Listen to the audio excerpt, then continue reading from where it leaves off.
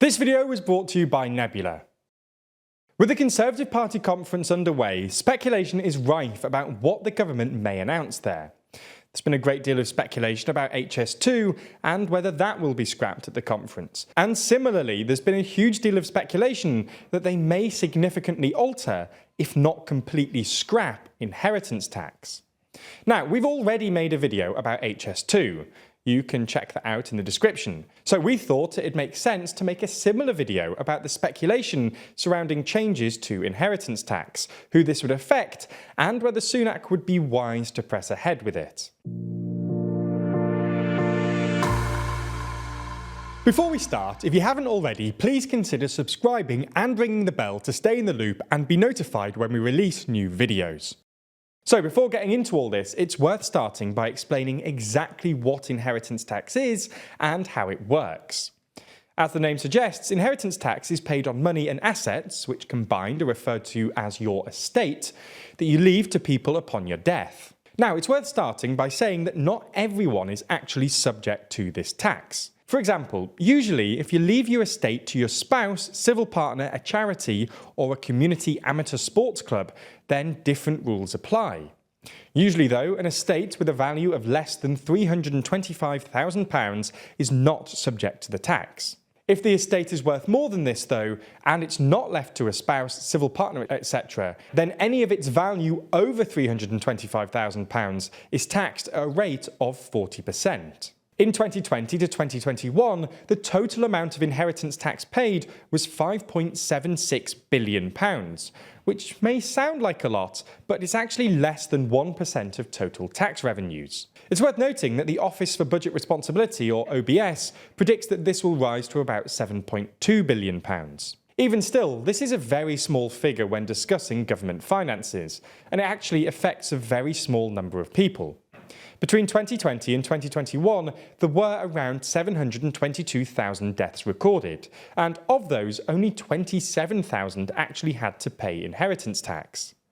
Now, interestingly, the FT has actually conducted some analysis on which parts of the country pay the most inheritance tax. They looked at the number and value of estates paying inheritance tax in constituencies held by each party. As we can see, the Tories' constituencies make up the vast majority of both the number of estates paying inheritance tax and the value of the estates. The IFS also recently found that scrapping the tax would benefit mostly the wealthiest in society, who tend to vote Tory. They found that the wealthiest 1% would get a tax cut of around £1.1 million on average.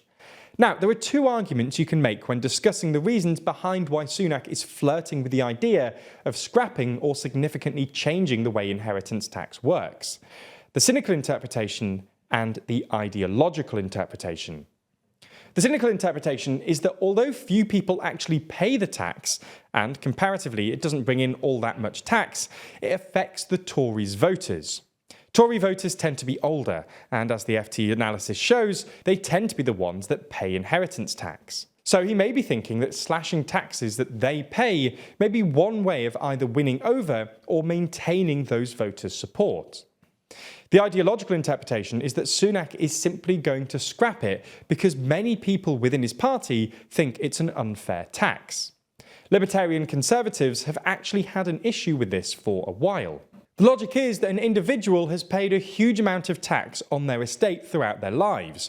So why do they have to pay yet another tax just to leave it to their family? For example, if you've spent your life earning to build up your estate, then you've paid income tax and national insurance. If you've acquired it via investments and then liquidated the investments, you'll have paid capital gains tax. If you leave your family your business, then you'll have paid corporation tax. If you've earned the money from selling properties, then you'll have paid stamp duty. Those who argue against this tax also argue that it has an impact on economic activity. That is, if you receive the inheritance, chances are you'll spend it on stuff, thereby helping the economy. So even aside from any electoral gains that Sunak hopes to make from scrapping or altering inheritance tax, there's a plausible argument that the decision could be made on an ideological basis. Now, at the time of writing, no decision has actually been made yet on inheritance tax. Perhaps the decision will be made some point during the ongoing Conservative Party conference, or perhaps Sunak will announce it at another point in the run-up to the general election. But would this actually be popular? Well, it sort of depends on who you are. The right-leaning press has already been raving about the possibility of changes to inheritance tax. David Frost, writing for The Telegraph, has written an op-ed entitled "Scrap Inheritance Tax, Starve the Government Beast." And in a separate Telegraph article, a poll of their readers found that 75% of them wanted inheritance tax to be scrapped. Now, while this figure is massively skewed, recent YouGov polling has actually found that on a national level, there is actually support for scrapping inheritance tax. More than half of those asked said that the tax should be abolished. This includes 70% of those who voted Tory in the last election, but also around 40% of those who voted Labour. Surprisingly, 40% of 18 to 24-year-olds also believed it should be scrapped, with only 32% saying they oppose it. So there is some evidence that the public supports this. However, it's not clear whether those responding oppose it simply because it's a tax, and they'd support scrapping any taxes if asked. After all, the Treasury would need to make up the almost £6 billion they'd lose by scrapping it. This would likely be offset with tax rises elsewhere. So, if Sunak does want to cut taxes, there are probably other taxes he could cut that would be just as popular and would go to a wider spectrum of people. As we've already discussed, scrapping or altering inheritance tax would simply help the most wealthy.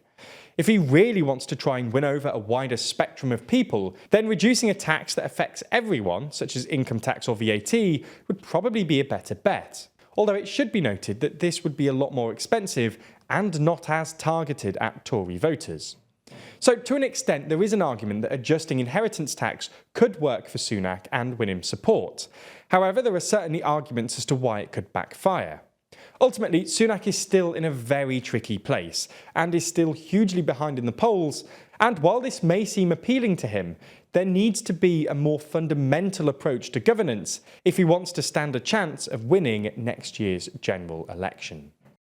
That's all we have time for today, but if you're the kind of person who wants to dive deeper into the more technical and analytical side of these stories, then you ought to check out the Daily Discussion, where our writing team are let loose to discuss stories just like this one, diving deeper into news stories and unpacking the hidden details that they found fascinating, but they're either too long or too academic to make it into the final script.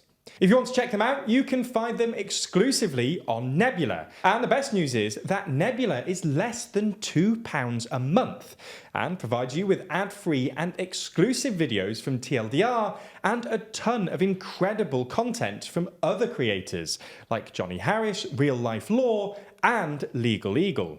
Check it out by clicking on the link in the description and make sure you use our link so they know that you came from us.